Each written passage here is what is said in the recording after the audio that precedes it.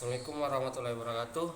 Berikut saya akan memaparkan materi dari kelompok 2, yaitu pemanfaatan geologi dalam penyusunan bencana tata ruang wilayah Kota Palu pasca bencana.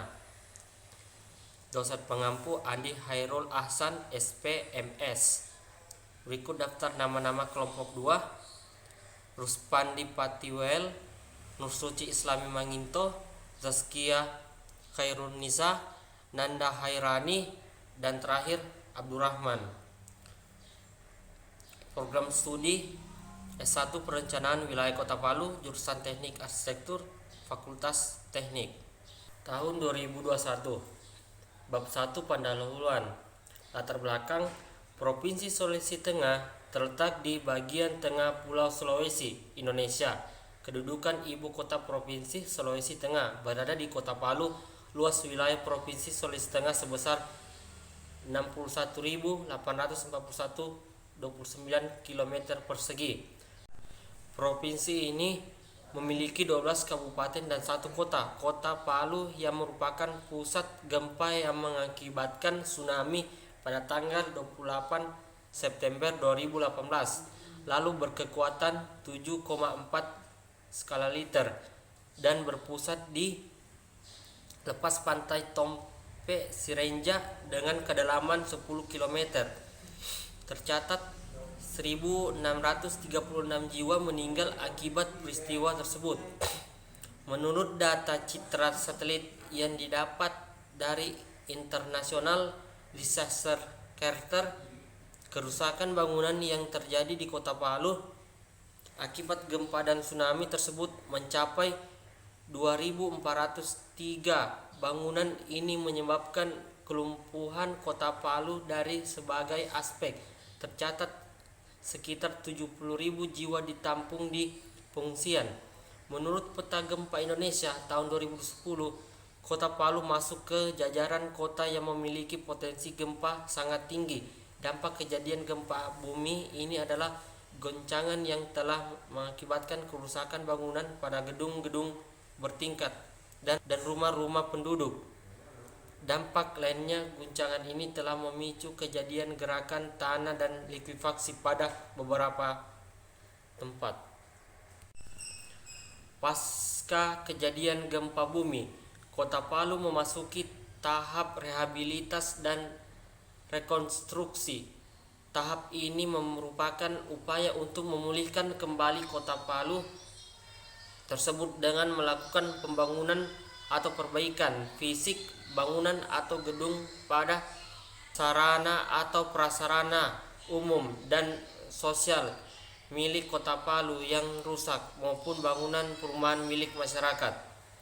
Tahap rehabilitas dan rekonstruksi biasanya diawali dengan penyusunan kembali rencana tata ruang wilayah tersebut. Penyusunan kembali rencana tata ruang kota tersebut karena tata ruang merupakan acuan untuk seluruh pembangunan fisik kota tersebut di masa datang. Dengan demikian diharapkan rencana tata ruang wilayah yang baru dapat menginformasikan ketahanan wilayah pada masa yang akan datang dalam menghadapi bencana yang sama. Meningkatkan ketahanan wilayah ini dapat tercapai jika unsur-unsur geologi lingkungan berupa dijadikan acuan pada saat proses penyusunan tata ruang serta jadikan alat pengendali pembangunan fisik di wilayah ini. Rumusan masalah bagian 1. Bagaimana pemanfaatan geologi dalam penyusunan rencana tata ruang wilayah pasca bencana? Bagian 2. Bagaimana merancang kembali area pemukiman penduduk Kota Palu sebagai antisipasi area rawan gempa serta penanggulangan bermukim pasca gempa 28 September 2018 di Kota Palu. Tujuan penulisan bagian 1 untuk mengetahui pemanfaatan geologi dalam penyusunan rencana tata ruang wilayah pasca bencana. Bagian 2 untuk mengetahui rancangan kembali area bermukim penduduk Kota Palu sebagai antisipasi area rawan gempa serta menjadi penanggulangan bermukim pasca gempa 28 September 2018 di Kota Palu. Sekian, terima kasih. Jadi assalamualaikum warahmatullahi wabarakatuh. Sini saya akan melanjutkan materi mengenai pemanfaatan geologi dalam penyusunan RT RW bencana. Jadi aspek geologi sebagai kendala pembangunan terkait dengan bahaya geologi seperti gempa bumi, tsunami, likuifaksi, gerakan tanah dan juga gunung api. Nah, sedangkan geologi sebagai pendukung pembangunan terkait dengan sumber daya geologi, yaitu yang mencakup dengan keberadaan air tanah, bentuk morfologi, serta daya dukung tanah atau batuan untuk pondasi bangunan.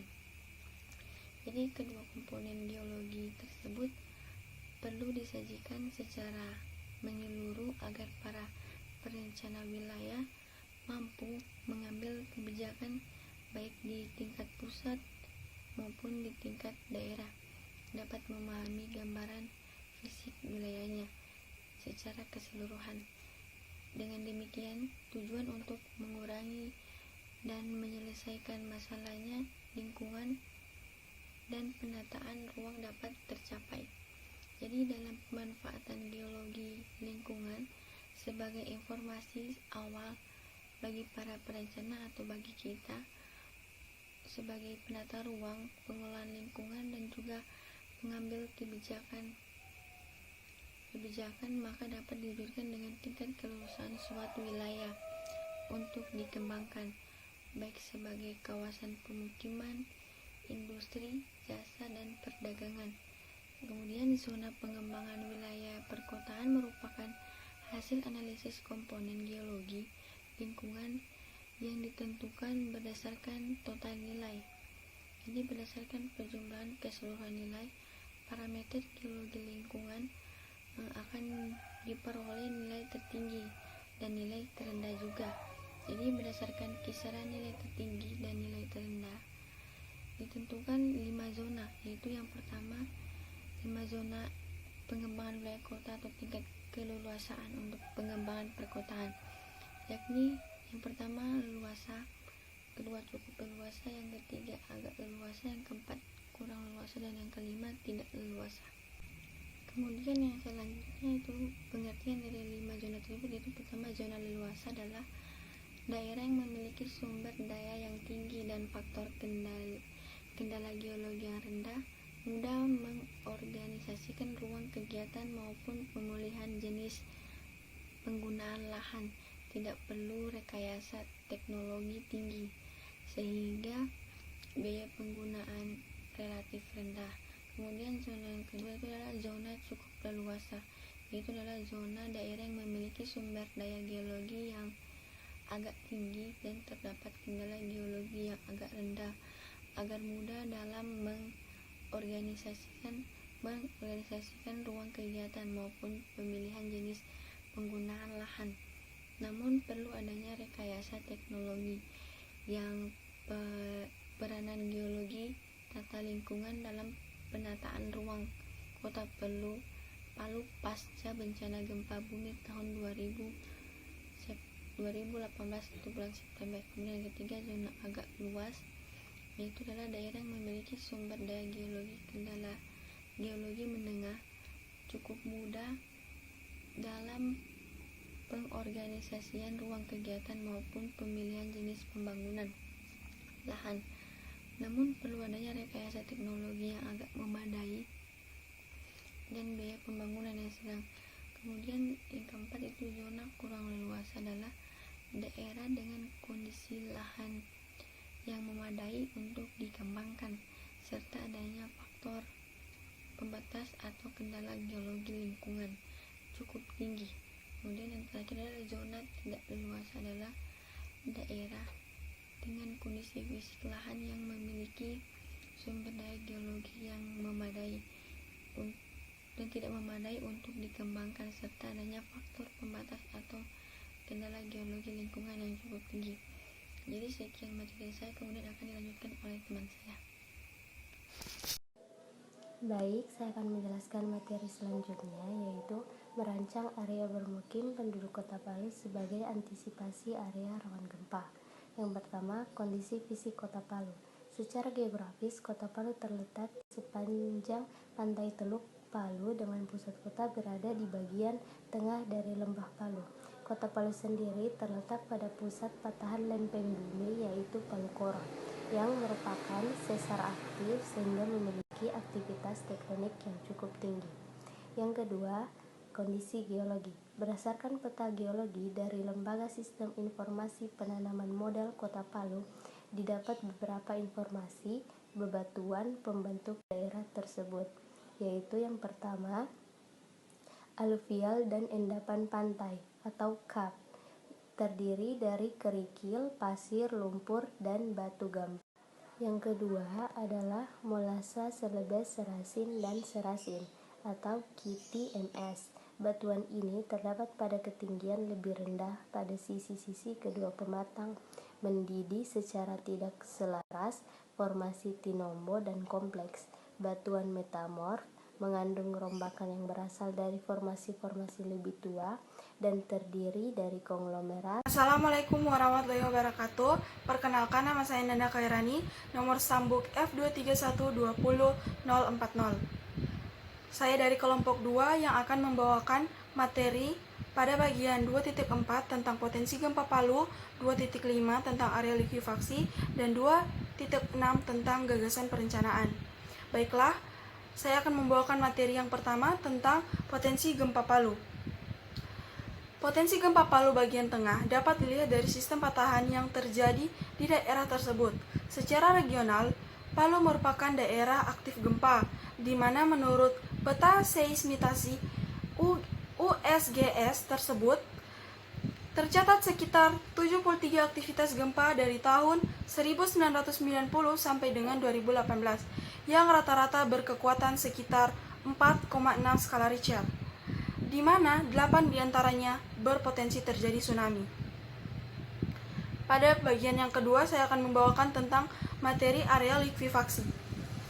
Namun, dalam peraturan daerah menyangkut rencana tata ruang daerah RT/RW, perencanaan kependudukan tingkat tinggi yang berada di Kota Palu menjadi kontradiksi, seperti yang disebut pada RT/RW 2010 sampai 2030, pasal 5 tentang rencana kawasan perumahan.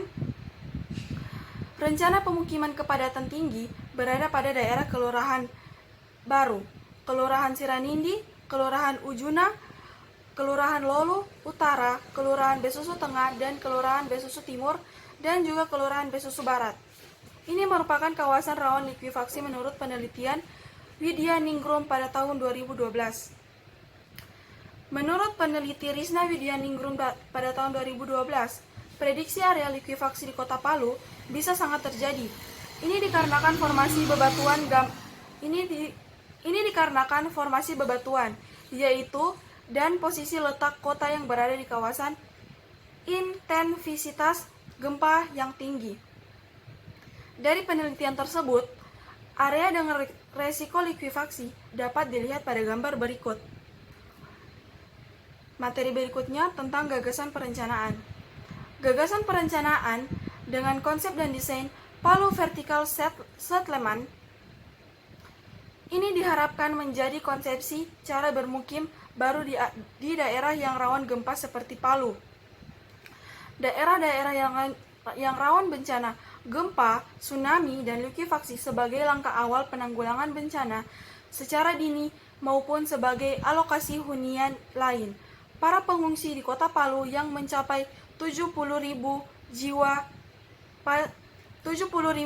jiwa pasca bencana pada tanggal 28 September 2018. Terima kasih, itulah pemaparan materi saya. Semoga bermanfaat dan apabila ada yang kurang saya memohon maaf. Assalamualaikum warahmatullahi wabarakatuh. Bab 3. Penutup.